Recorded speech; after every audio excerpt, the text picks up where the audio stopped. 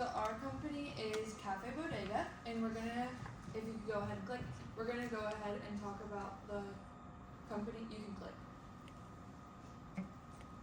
Just space.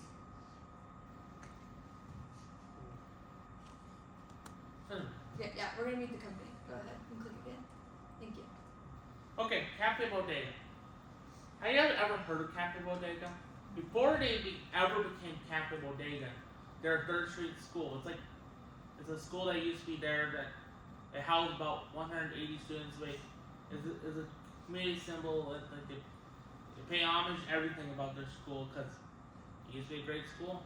And they also have a drink called the Mary McKinnon as their old principal there.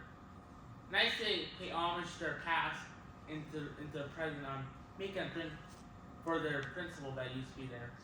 We also have Libby Nelson, a northern alumni and local teacher that founded Bodega in 2017. And also forgot to put on the slide is before Bodega used to be Sweetwater Cafe. That was started about 1997 to about the year that Bodega got there. Where are they located? They're located on 3rd Street in Marquette, Michigan on 517 North 3rd Street. What's their commitment? They're sustainable, they're locally sourced ingredients. They like work with the community. And why Bodega? Impact lives, they intertwine sustainable and provide roles for environmental stewardship. They want to help the environment. Willard, when we went up there, they told us that's our main goal, sustainability.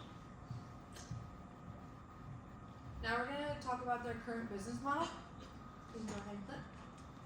So currently, if you've ever eaten there, they are very slow, but this is also because they do a slow food movement.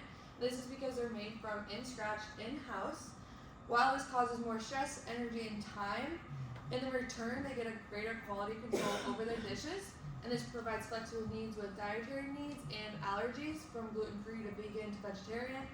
And they also prioritize composting. They compost weekly by partnering with Partridge Creek Farms, and they reduce unnecessary waste before it even enters the table by asking you if you want to opt out of salsa, jam, or even straws that you may not use. And then they have compostable portion cups, to-go boxes, and take-home bags. So they locally source ingredients all over the UP and around the Great Lakes. So these are all places that they source from, and they include these on their website and on their menu. BSB Farms gives them their eggs. Case Country Farms is their sausage. Olsen Brothers is their maple syrup. Ellen Sons is fish. Gilbert's Dairy is dairy products and milk. Superior Home Farms is their beef. And Trunick Farms is their organic vegetables and fruit. And then Collectivo Coffee is their fair trade, sustainable, single origin coffee that they use in-house. And they are more than just food. If you go into their stores, they have Michigan-inspired clothing, which sponsor their merchandise, and they partner with the brand Bishop Camo, and they are handmade, hand-drawn Michigan shapes and local wildlife silhouettes, and all of their proceeds sponsor the Human Hangover, One Tree Plants, and Citizens for a Safe and Clean Lake Superior. And then outside of that, Michigan will also sponsors their coloring pages, and these coloring pages are on your tables, and you also see these as posters inside the store, and these are coloring for all ages. So some market research. So a local competitor that we sought out was Donkers, because they are an all-natural, local, and organic ingredients, which they source kind of the same places that we do. They have unique culinary offerings through their candies, but also through their dishes in their restaurant, and they are fair trade and ethically sourced ingredients. And then these are our 3 initiatives that we want to project. The first one we're going to do is energy efficient appliances. We'll just start with low flow appliances, energy efficient ovens, LED lighting. These will all be partnered with Energy Star. And the goal of this is to reduce operational costs, lower carbon footprint, and attract the eco-conscious consumers. The second one will be community composting hub. While Bodega already composts weekly, we want to integrate the community into this and educate people on why they should do it. So we will do this through signage and marketing. We'll provide composting bins outside of Bodega, and then we will provide education materials to get more people involved, because maybe they're not composting because they don't know how. And we'll do this through a process with the punch card that'll encourage people to do this and create a rewards program. And on your 10th punch, you'll receive 10% off on merchandise or a family dinner. And then the goal of this is to build customer loyalty and increase engagement through this incentive. And the last one we're going to do is a Meet the Farmers event, which we'll host monthly because we prioritize sourcing locally. So we want to connect the consumer to the local farmer. And doing this will show people why we source from them and why it's important to source locally. And the goal of this is to educate consumers and build awareness of Bodega. Now we're going to move on to our sustainable assessment. So starting out with the environmental assessment, the three main things we found through both talking with their online and talking with their manager and owner was they focused primarily on locally sourcing their menu and rotating it seasonally, which allows them not only to hit our local farmers and their products, but also keep it fresh and keep it with the time of year, allowing them to kind of base their food towards what the local community would like to see. And then also this limits their supply chain impact, allowing less carbon waste and less fuel to be used as they're buying most, if not all of their food within the UP and Upper Michigan.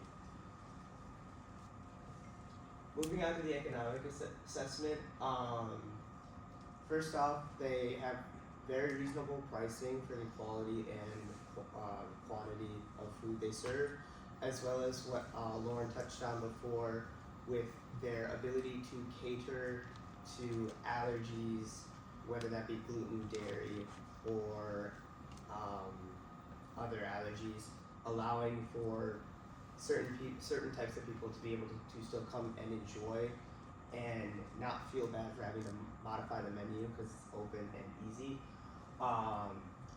That goes on to our next one, honest and ethical advertising. They're very transparent about what they do. Their menu actually covers a lot of their initiatives and what they push, meaning it's right there for you, and the staff is more than willing to talk to you about what their beliefs are and what they try to push towards the community. And then one thing we could improve on is the future implementation of a loyalty program for returning customers. And then if we want to move on to the last slide. And our social and ethical assessment.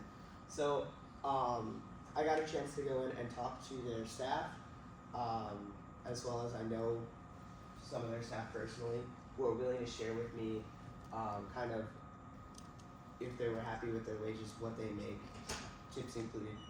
And they're very happy. They get paid the same, if not more, than most of the other food service shops they've had in the community. They also are, as Lauren was talking about, committed to long-term partnerships with their local businesses, which are beneficial to both parties, allowing them not only to provide for their store and their chunk of the local economy, but also give that money back to other businesses, helping a far greater impact on our local economy. The next one is the business plan development. And so Cafe Bodega's mission is to lead sustainable dining in Marquette. And the benefits of doing that is to continue the community impact, customer loyalty, and cost savings. And in order to make this plan, the initial cost for each of the appliance upgrades that they're trying to do, or that we're going to make for the energy efficiency, would be $15,000 total. But that would save $500 annually per appliance, which is $2,500 annually if we make those changes. And then to add the community composting hub, the initial cost would be $5,000, but they will save $1,000 annually on that. And then for the Meet the Farmers event, the initial cost is $3,000 for the venues and for promotion, but they will make $7,500 in other costs save make that for the benefits of the community and the other events. And then the financial projections. So the initial investment for all of the appliance upgrades, composting, and the events would be $23,000, but the projected 5-year benefit is $67,500 in total savings and revenue growth. So their long-term return on investments would be that would increase customer loyalty, reduce the cost, and create stronger community ties.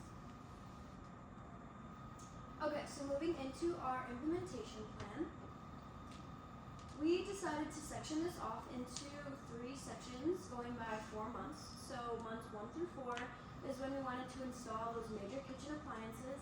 Months 5 through 8 was when we wanted to install those LED lighting, low flow faucets, and integrate that communal composting. And then months 9 through 12 is when we wanted to host those community workshops. So diving deeper, months 1 through 4, Cafe Bodega can already have a small impact on their sustainability practices by ensuring that they have no leaking sinks, and they can also implement a recycling water program. So when they rinse their vegetables or when they rinse their fruits, that water that's being used, instead of going back into the sink, they can put that into a bucket, where that bucket can then be used for, let's say, their compost garden or so forth. And then they can also verify their pan size. So not a lot of chefs know how much water they're using when they just put in water into a pan to boil it or cook vegetables. Easy recipes. So these things that they can do can ensure that they're not using more water than they need to. And then there's bigger impacts. Within these 4 months, we want to use that $15,000 investment on Energy Star dishwashers, steam cookers, and ovens. Since these are going to save Cafe Bodega more money in the long run, we want to implement those kitchen appliances right away. And then within months 5 through 9 is when we want to have those installation of LED lights and low flow faucets. So LED lights are they last a long time, they're very energy efficient. And the low flow faucets use about 1.5 gallons of water every minute, while an average faucet would use about 2.2 gallons every minute. So this is a huge water conservation practice. And then this is also when we want to integrate those community compost garden events, and then also that Meet the Farmers as well. This is when employees are just starting to learn about these kitchen appliances and become efficient with them. So this is when we would think that would be the best time to include when customers can use that compost garden. And then in months 9 through 12 is when we can host those community events. So everybody knows that in those later months, so when it's super cold, super snowy, not a lot of people want to do a lot. The compost garden probably won't be very open, so that's when Cafe Bodega can still be involved within the community by hosting these workshops that inform the customers on their local sourcing and their environmental impact. And then our last question is that we're all done now, but we just wanted to know if you guys learned anything new about the company through our presentation. I had no idea that it was an old schoolhouse. I think that's really cool. It's very cool. When we walked in our last week, it was very cool. We walked in, it was like, I did not know there was an old schoolhouse. Like, it literally does not feel like this old schoolhouse. And then the next one is just our questions.